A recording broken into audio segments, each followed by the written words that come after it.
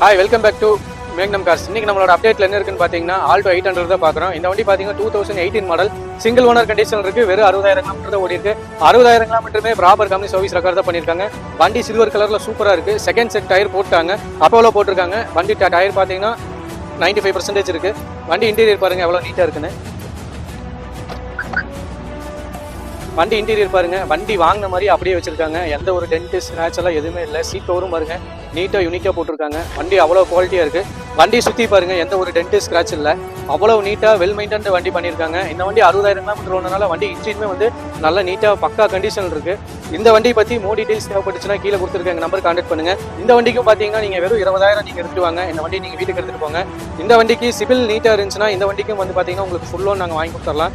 இந்த வண்டி வந்து மிஸ் பண்ணிடாதீங்க. வண்டி அவ்வளவு நீட்டா ஜென்யூன் கண்டிஷனா வெல் மெயின்டைன் பண்ணியிருக்காங்க.